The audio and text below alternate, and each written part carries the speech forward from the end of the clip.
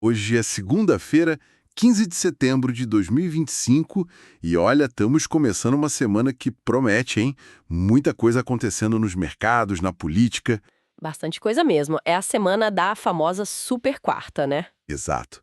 Decisões importantes de juros vindo aí. O Federal Reserve, o Fed, lá nos Estados Unidos, e o nosso Copom aqui no Brasil decidem na quarta-feira. E não são só eles, né? Tem Banco da Inglaterra, Banco do Japão, Banco Popular da China. A agenda tá cheia. Uma agenda global bem movimentada. E o nosso papo aqui hoje é justamente mergulhar no material que a gente recebeu, o Conjuntura Econômica Global e Mercados. Isso. A ideia é tentar entender o que esperar dessas decisões de juros, né? E também olhar para essa tensão política aqui no Brasil depois da condenação do Bolsonaro. Exato. E como que os mercados estão navegando nisso tudo? Ah, e teve dados da China no fim de semana, né? Meio fracos, parece. Sim, vieram mais fracos, adicionando mais uma camada aí na conjuntura global. Bom, então vamos lá, vamos começar a desembrulhar isso. Começando pelo Fed, lá nos Estados Unidos. O mercado, pelo jeito, já colocou na conta um primeiro corte de juros, né? Um 0,25 ponto percentual. Já, esse corte inicial de 25 pontos base, assim, já está mais do que precificado pelo mercado. É quase uma formalidade. Certo. Mas não é só isso, né? Tem mais coisa em jogo. Com certeza. O foco mesmo, a grande atenção, vai estar nas projeções econômicas que o Fed vai soltar junto com a decisão. Principalmente aquele gráfico, o dot plot. Ah, o mapa de pontos. Aquele que mostra onde cada dirigente acha que os juros vão parar. Esse mesmo. É tipo um mapa das intenções futuras deles. E a expectativa agora, sabe, é que esse mapa pode ser um pouco redesenhado. Como assim? Existe uma aposta crescendo de que o Fed possa sinalizar mais cortes ainda em 2025. Talvez até já em outubro. Outubro. Já.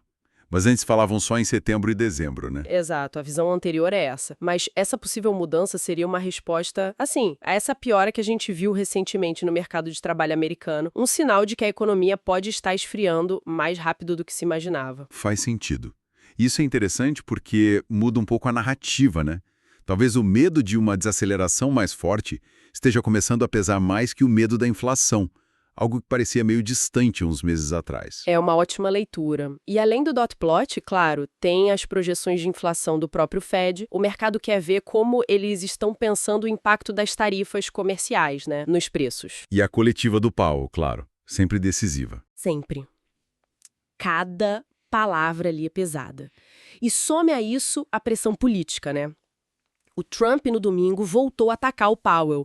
Chamou de incompetente, disse que ele está prejudicando o mercado imobiliário. Ele pediu um grande corte de juros, né? E ainda quer a demissão da Lisa Cook. Isso. E, ao mesmo tempo, hoje talvez o Senado confirme o Steven Mnuchin, que é visto como mais alinhado ao Trump, para uma vaga na diretoria do Fed. Então, assim, é um caldeirão fervendo. Muita coisa lá fora. Trazendo para cá, para o Brasil. E o Copom também decide na super quarta. Mas o cenário aqui parece bem diferente, né? Completamente diferente. Aqui, o consenso é, assim, absoluto. Manutenção da Selic nos 15% ao ano. E por quê? Quais os motivos principais para essa aposta tão forte na manutenção? Basicamente, 3 pontos. Primeiro, o nosso mercado de trabalho continua muito, muito aquecido. Surpreendentemente aquecido.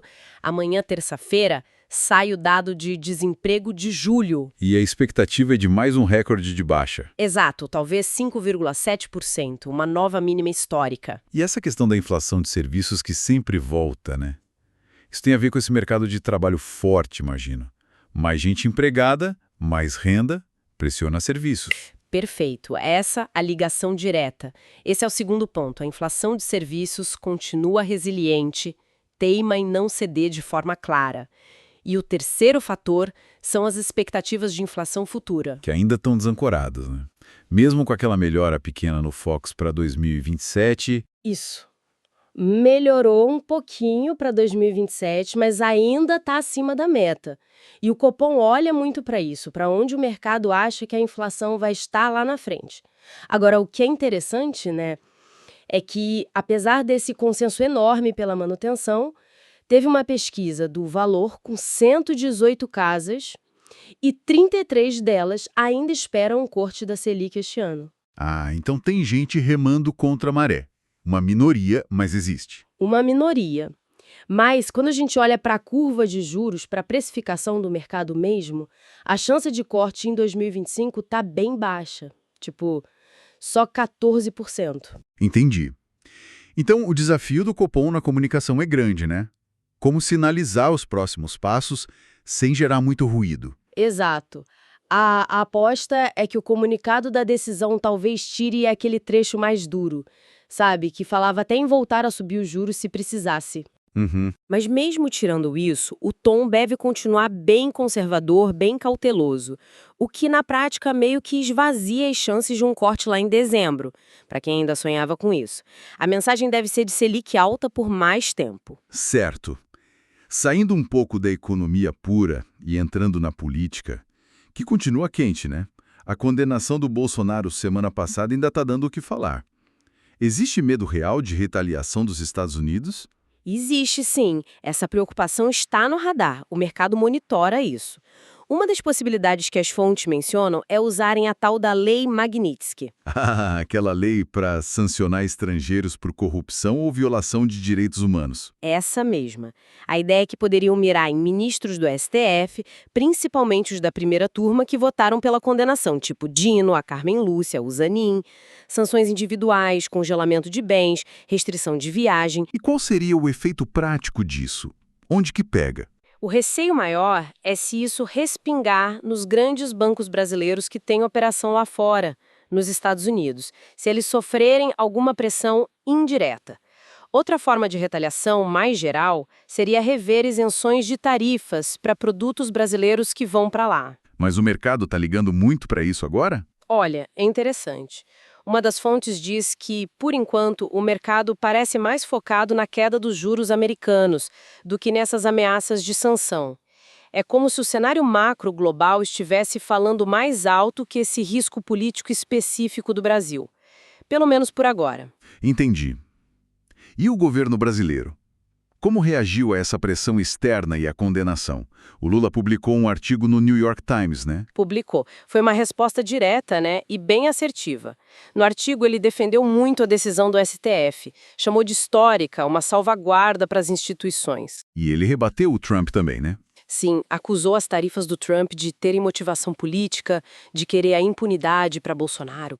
Mas também sinalizou abertura para negociar, reconheceu os objetivos comerciais do Trump de proteger empregos lá, mas ponderou que a balança comercial já é favorável para os Estados Unidos. E ele aproveitou para falar de outras pautas, parece? Aproveitou, falou da regulação de plataformas, do PIX, das ações na Amazônia, e o curioso é que esses temas digital, financeiro, ambiental são justamente alguns dos alvos daquela investigação americana, a Seção 301, que olha práticas comerciais de outros países. Ele meio que se antecipou, defendendo as políticas do governo nesses pontos também. Faz todo sentido. Agora, voltando para cá. A pressão interna pela anistia também aumentou muito, né? Como está essa movimentação no Congresso? Tá todo vapor, principalmente na Câmara. O Tarcísio de Freitas, governador de São Paulo, está liderando essa articulação pela oposição. E o PL, partido do Bolsonaro, quer acelerar isso. Muito. Querem votar já amanhã a urgência de um projeto de anistia ampla, geral e irrestrita, incluindo o pessoal do 8 de janeiro e o próprio Bolsonaro. Mesmo sem ter um texto final fechado, a pressa é grande. E o Valdemar Costa Neto, presidente do PL, deu umas declarações meio... dúbias, né? Falou que respeita a decisão exagerada do STF contra o Bolsonaro, mas depois admitiu que houve planejamento de golpe. Mostra confusão. E no Senado? A coisa está diferente. O clima é outro. O governo orientou a base a não bater de frente com o STF. E o Alcolumbre, presidente do Senado, que tem uma boa relação com o ministro Moraes, estaria buscando uma alternativa. Talvez algo mais focado em reduzir penas, não uma anistia total. Entendi. E o que a população pensa sobre isso? Tem pesquisa? Tem. E os números não são muito favoráveis para a anistia, não. O Datafolha mostrou que 54% são contra anistiar o Bolsonaro e 61% são contra perdoar os condenados do 8 de janeiro. E teve aquela notícia sobre liberação de emendas também, né? Sim, o Metrópolis noticiou que o governo teria liberado uns 3,2 bilhões de reais em emendas parlamentares durante o julgamento do Bolsonaro. Isso sempre levanta a suspeita de ser uma moeda de troca para influenciar votos no Congresso, talvez para esfriar o ânimo pela anistia. O cenário é bem complexo mesmo. Juros lá fora caindo, juros aqui parados lá no alto e essa fervura política toda, interna e externa. Como que essa mistura aparece nos preços dos ativos? O dólar caiu bastante, né? Caiu bem, foi para casa dos R$ 5,35. Menor valor em 3 meses. É aquela combinação clássica que a gente falou. Juros do Fed caindo, dólar fraco no mundo. Isso, o índice DXY, que mede o dólar contra outras moedas fortes, caiu. E com a nossa Selic em 15%, o diferencial de juros Brasil e Estados Unidos aumenta. Aí fica muito atrativo fazer o carry trade. Explica rapidinho de novo o carry trade. Claro, é pegar dinheiro emprestado onde o juro é baixo, tipo a Estados Unidos ou o Japão, e aplicar aqui no Brasil, onde o juro é alto. O investidor ganha nessa diferença. Com a Selic a 15% e os juros lá fora caindo, o Brasil vira um alvo para esse dinheiro. Aí entra mais dólar aqui e o preço cai. E teve um leilão do BC na sexta que ajudou também. Ajudou. Um leilão de linha de dólar, que deu uma aliviada na pressão compradora naquele dia. Foi um fator mais técnico, pontual. Essa queda toda fez até a Bullside Brasil rever as projeções deles. Agora eles veem o dólar a 5,50 no fim de 2025 e 2026. Antes era 5,65, 5,70. A leitura geral é que o principal motor dessa queda do dólar aqui foi mesmo o enfraquecimento dele lá fora. Entendido. E a Bolsa? O Ibovespa. Bateu recorde, mas aí deu uma recuada na sexta. Foi só o pessoal botando lucro no bolso ou tem mais coisa? Na sexta, depois de renovar a máxima histórica, o Ibovespa caiu 0,61%, mas o volume de negócios foi baixo, sabe? Isso geralmente sugere que foi mais um movimento de cautela, de realização de lucro, do que uma reversão de tendência forte.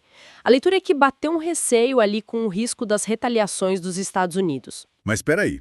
Se o cenário de juros lá fora é o que está mandando mais, como você disse, por que os bancos brasileiros caíram tanto na sexta? Itaú, Bradesco, Santander.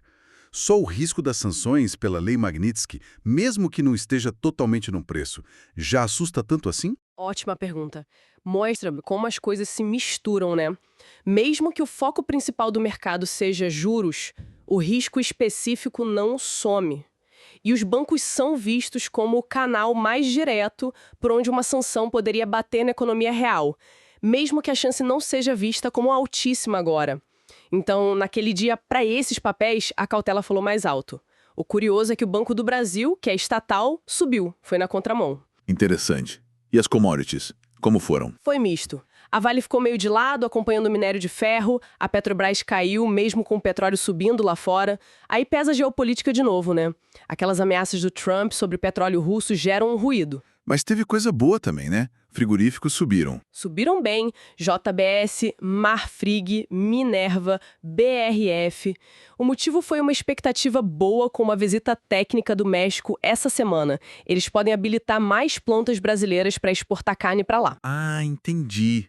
Enquanto isso, lá fora, o Nasdaq. O Nasdaq das Techs continuava o rally, nova máxima. Lá o foco era total no otimismo com os cortes do Fed. E aqui no Brasil, os juros futuros, os DIs, ficaram mais estáveis, esperando a confirmação do Copom firme na quarta. Beleza. Além dessas grandes decisões e tensões, a semana ainda tem outros dados e notícias para a gente ficar de olho, né? Para ter o quadro completo. Sim, sim. Hoje mesmo saiu a pesquisa Focus. O ponto de atenção ali é ver se as expectativas de inflação mais longas, tipo para 2027, começam a sentir um pouco o efeito dessa queda do dólar. E o IBCBR de julho também saiu hoje, a prévia do PIB. Isso. Veio com aquela queda esperada de 0,3%, reforça um pouco a ideia de que a economia perdeu o ritmo no começo do terceiro tri. Amanhã, terça, tem o desemprego oficial de julho, com aquela expectativa da mínima histórica de 5,7%. E os dados da China do fim de semana, não podemos esquecer. Nunca. Produção industrial, vendas no varejo, vieram abaixo do esperado. Isso sempre mexe com o humor global, principalmente com commodities. E rapidinho no mundo corporativo. Petrobras fechou compra lá em São Tomé e Príncipe. E parou a refinaria Revap para manutenção. Masterbank está com dificuldade buscando ajuda no BC, Eletrobras fez leilão de sobras de ações, CEMIG fechou acordo sobre plano de saúde de aposentados e Vivara ganhou recomendação de compra do Citi. E lá fora, além dos bancos centrais que a gente já falou? Tem dados importantes nos Estados Unidos essa semana. Vendas no varejo, produção industrial, tem inflação na zona do euro na quarta. E as conversas US-China sobre TikTok e comércio continuam rolando por baixo dos panos. Ufa, é muita informação mesmo. Então, tentando amarrar a ponta. Semana-chave para a política monetária. Fed deve começar a cortar, Copom deve manter a Selic firme e forte lá em cima. O que cria aquele diferencial de juros bom para o Brasil, ajuda o real, atrai capital. Exato. Mas, do outro lado da balança, tem a política interna pegando fogo com essa história da anistia e a política externa com o risco de sanções. É um cabo de guerra, né? Total. E a grande questão para os próximos meses é essa: o que vai pesar mais? A atração dos juros altos e do dólar mais fraco no mundo ou o risco político aqui dentro e lá fora? Por enquanto, o mercado parece mais inclinado a seguir o fluxo global dos juros. Mas a política pode virar o jogo rápido. Pode. E tem uma análise interessante numa das fontes sobre o Centrão, sabe? Aquele grupo de partidos pragmáticos no Congresso. A leitura é que eles podem até apoiar alguma anistia para acalmar os ânimos, mas que já estariam se preparando para meio que pular fora do barco bolsonarista depois da condenação, já pensando em 2026. E isso deixa a gente com uma última reflexão, né? Se essa leitura do Centrão estiver certa, como essa possível mudança de posição deles, buscando um pragmatismo, talvez se afastando do Bolsonaro, mesmo que negociem alguma anistia, poderia redesenhar as alianças e o jogo para 2026. Isso vai além do destino jurídico do ex-presidente, né? É algo para a gente acompanhar de perto.